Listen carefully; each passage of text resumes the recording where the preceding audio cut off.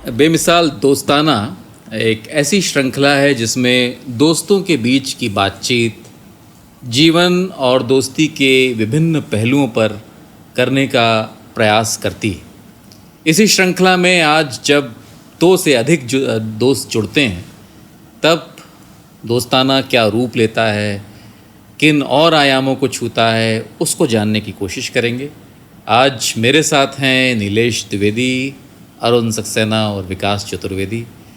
ये सभी मित्र स्कूल से जुड़े हुए मित्र हैं और ये दोस्ती 35 से 41 वर्ष के बीच की दोस्ती है और दिन प्रतिदिन नीलेश की तरह युवा होती जा रही है। और मुझे उम्मीद है कि जब ये कल 50 वर्ष के हो जाएंगे तो इनको लगेगा कि दोस्ती इनसे भी अधिक युवा हो चुकी है।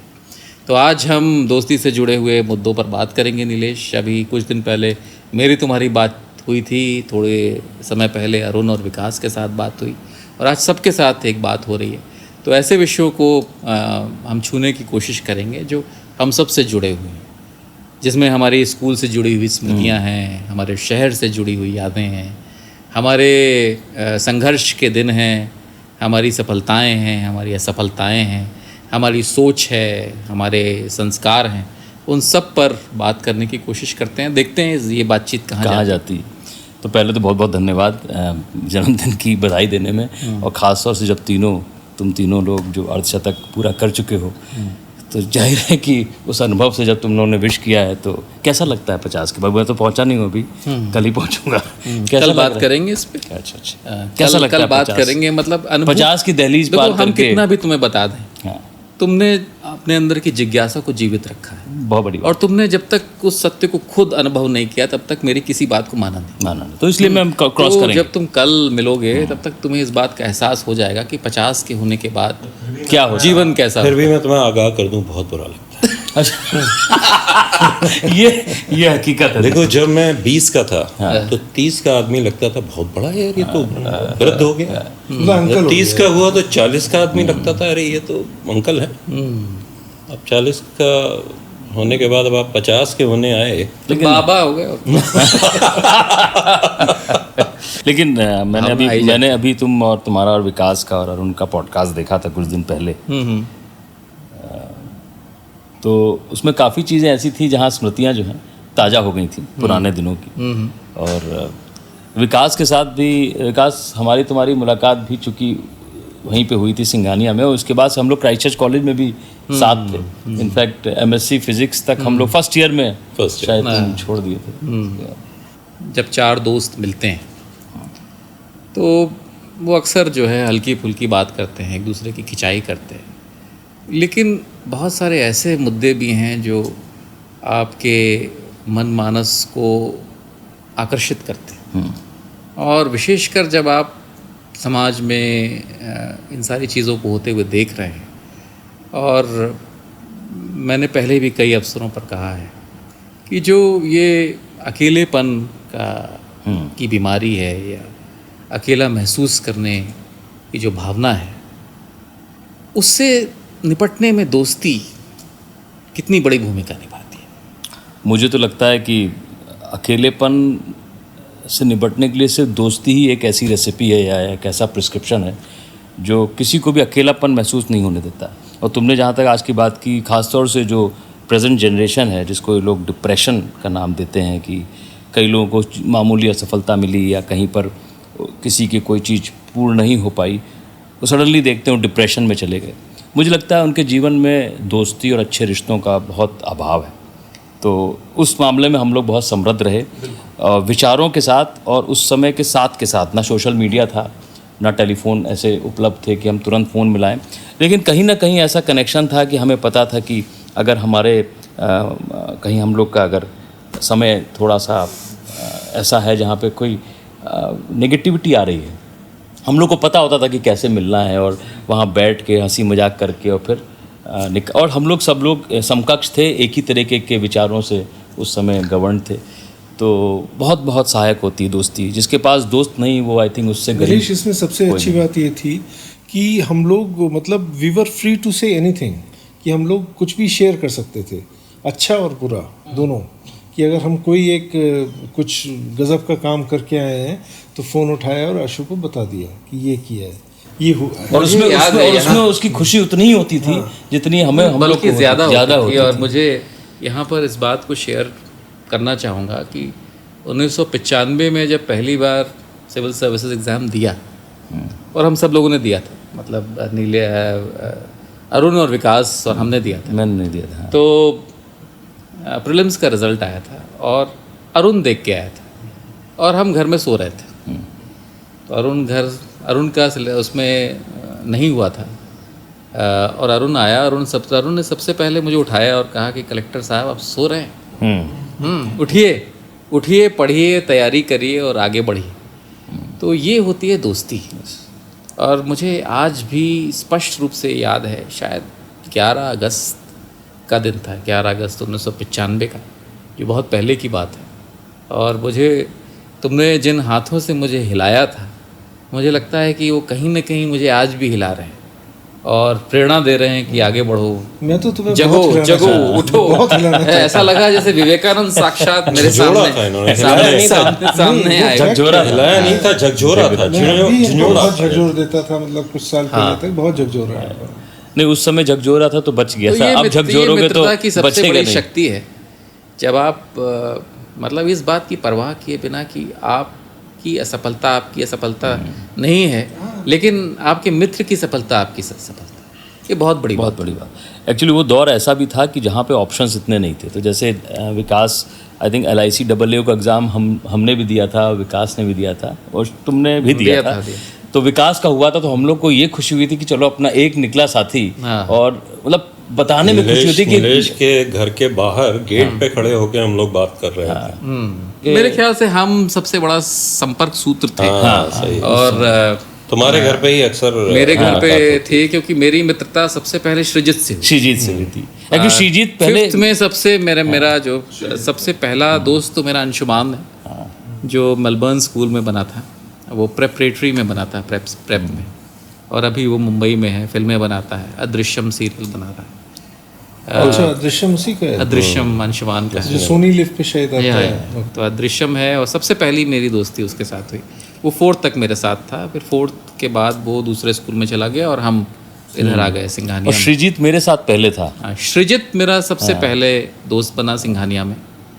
फिर उसके बाद अरुण तो 5th में आ गया था, लेकिन जैसा इसने कहा, दोस्ती शायद प्रगाढ़ या सही अर्थों में मित्रता 10वीं के बाद हुई।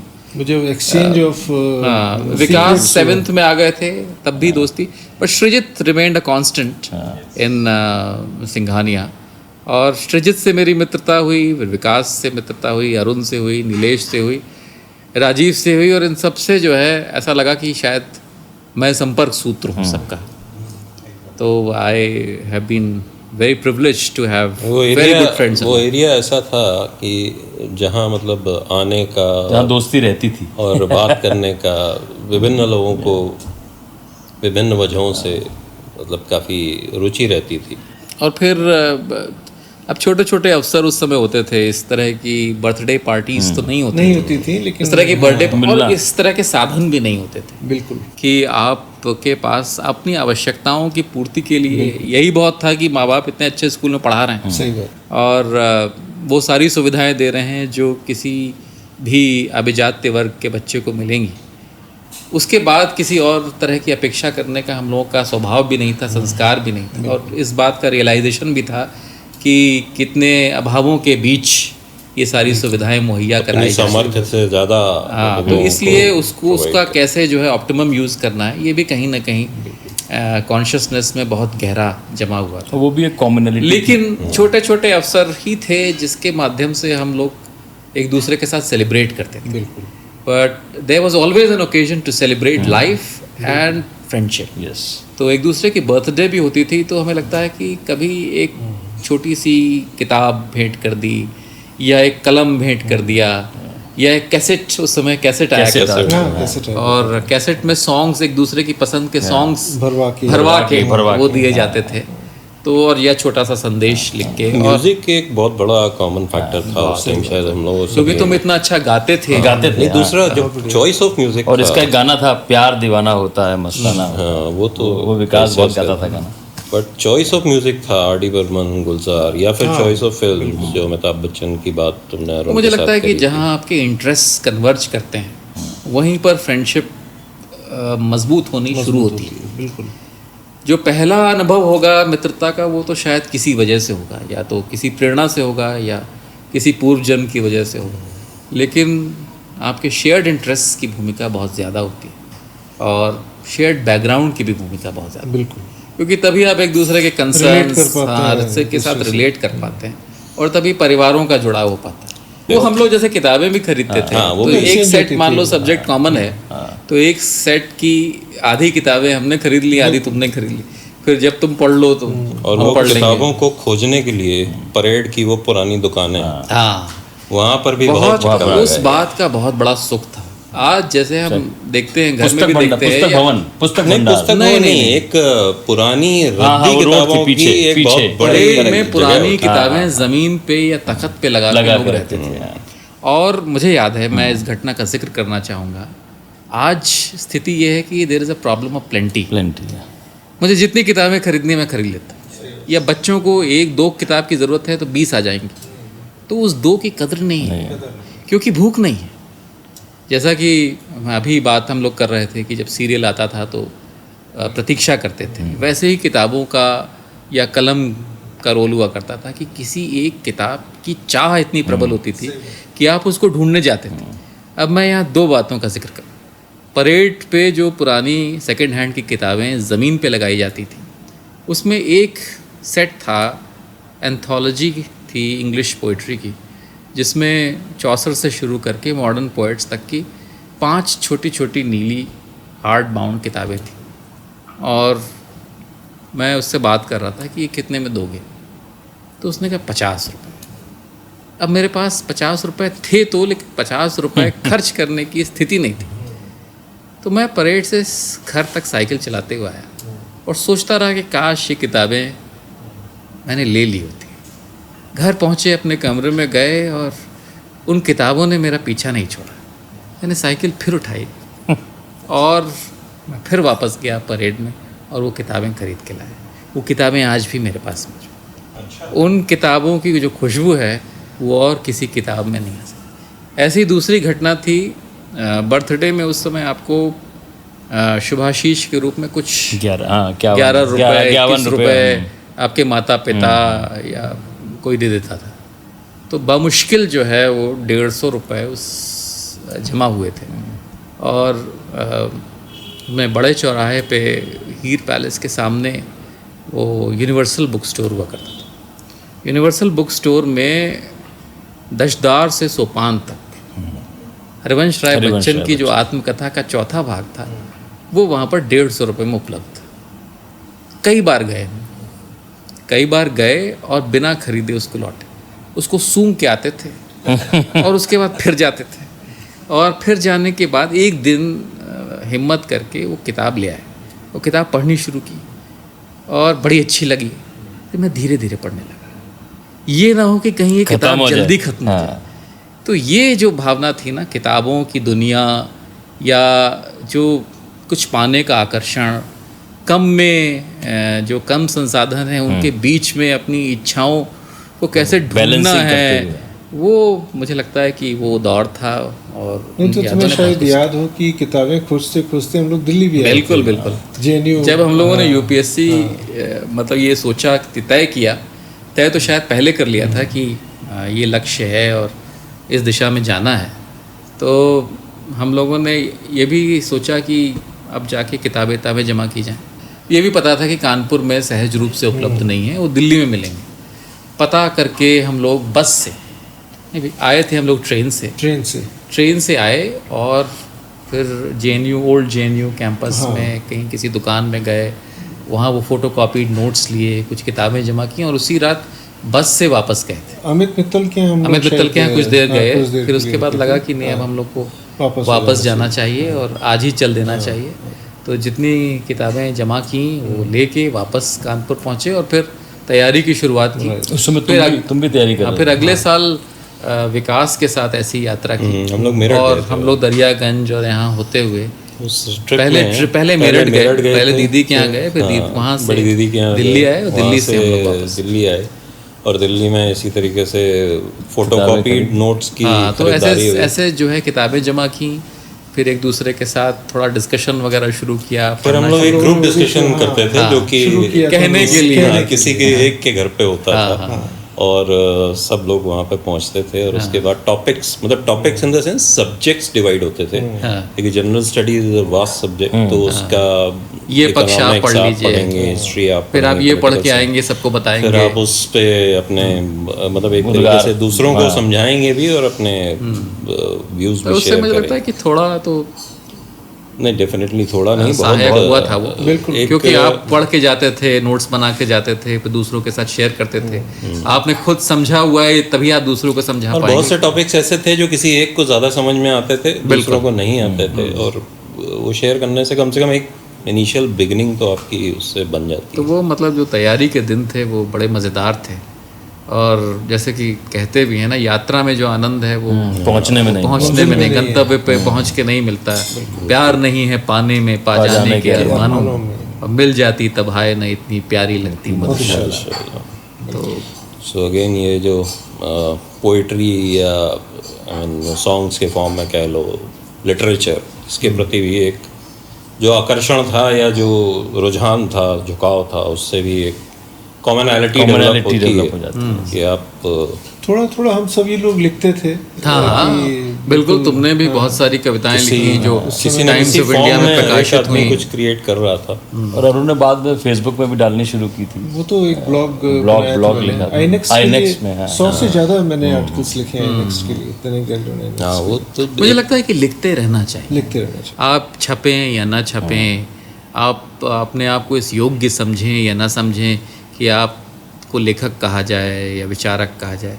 मुझे लगता है कि लिखते रहने से एक तो आप बहुत कुछ बाहर निकाल रहे हैं। सबकी सामर्थ्य नहीं होती अपने अंदर समेट कर रखना, मतलब अपने अंदर समेट सकें और आप प्रशांत सागर बन जाएं तो बहुत अच्छी बात है।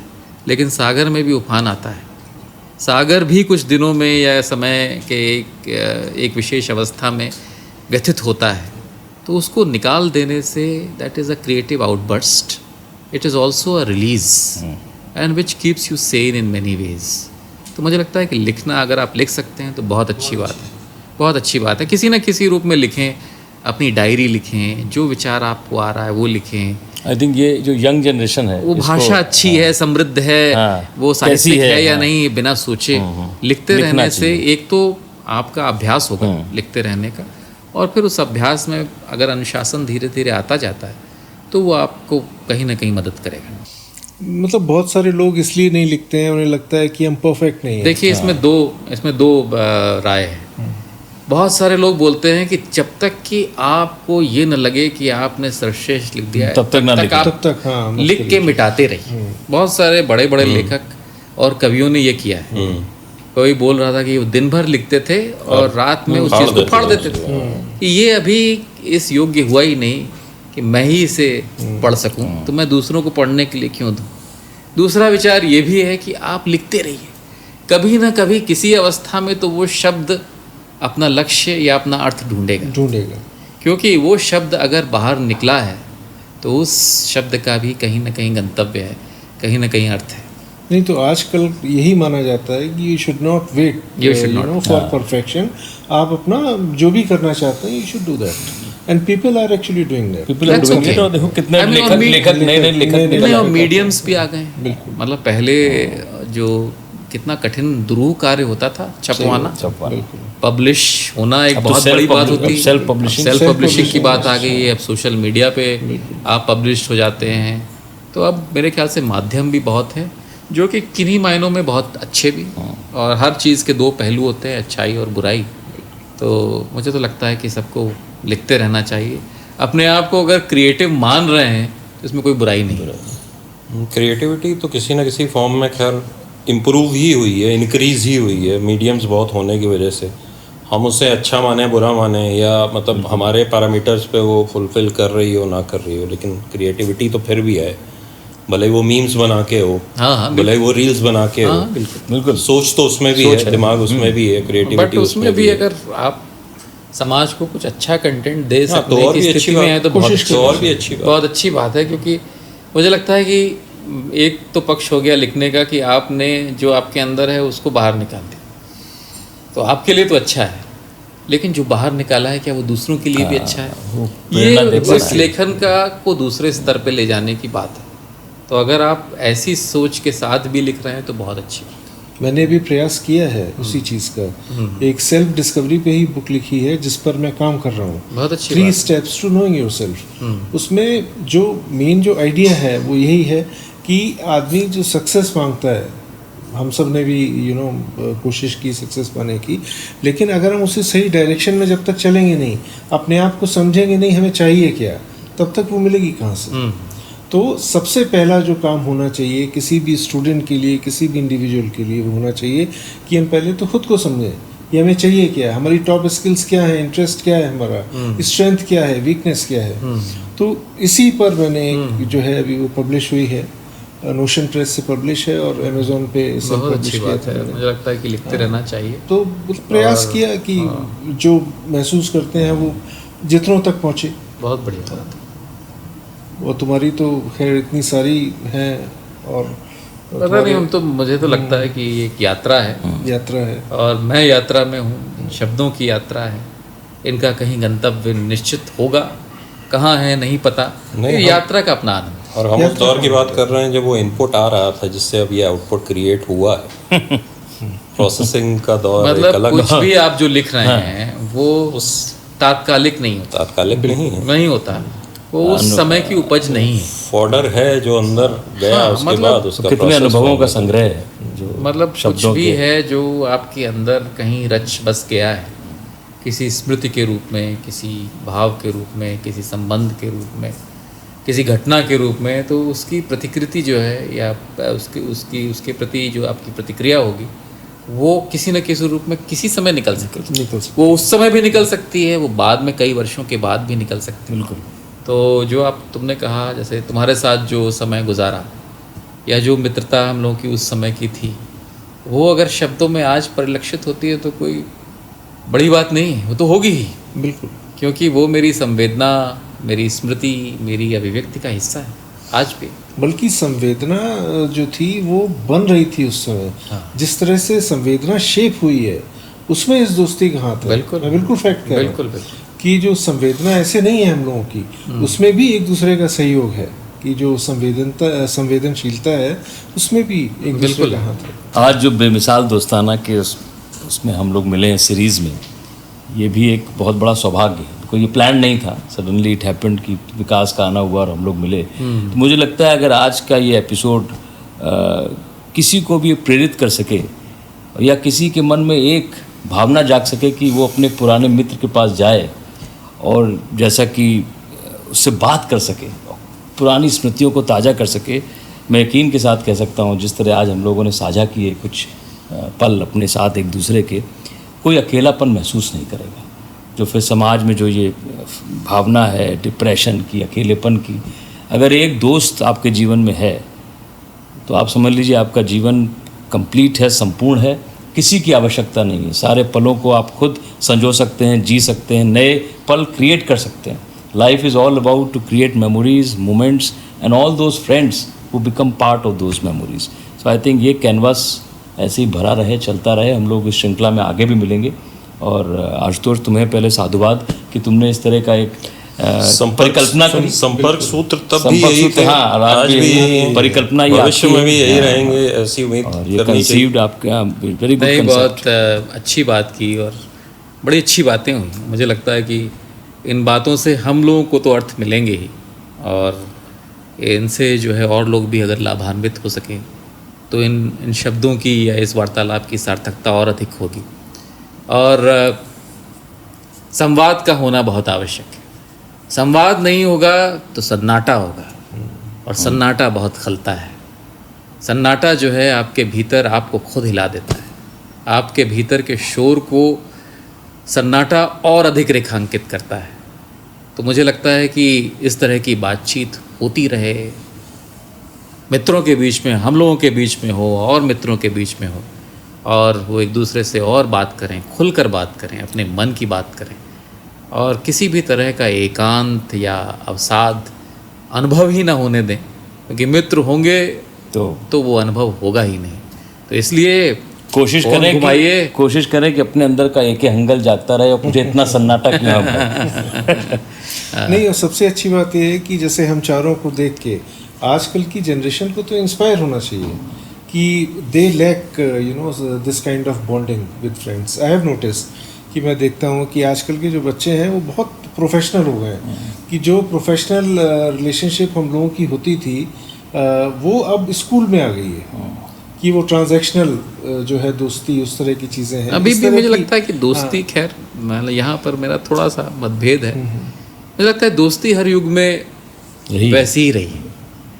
हो सकता है कि वो हमारी देखने की नज़र दूसरी हो सकता है, उनका दोस्ती करने का तरीका या दोस्ती निभाने का तरीका या दोस्ती महसूस करने का तरीका हमसे अलग हो सकता है। वो लोग हो सकता है कि इस तरह से बात मिलके इतने विषयों पे बात ना करें, उनके विषय अलग होंगे, उनकी शुरुआत डूड या ब्रो से हो, उनके शुरुआत डूड या हमारी भैया से होती है, भैया से खत्म होती है, लेकिन दिल से दिल तक होती है। तो मुझे लगता है कि दोस्ती एक ऐसा रिश्ता है जो हर युग में अपने सौंदर्य को बचाए रखने की सामर्थ्य रखता है, और हम लोगों का सबको यही निवेदन है कि अपनी दोस्ती को बनाए रखिए, मिलते रहिए, फोन घुमाइए, दोस्त से बात करिए, फोन पे करिए, मिल के करिए, मस्त रहिए और मस्त रहिए। जीवन खुशियों का नाम है, जीवन मुस्कान का नाम, दोस्ती का नाम, जीवन दोस्ती का नाम। सलामत रहे दोस्ताना हमारा।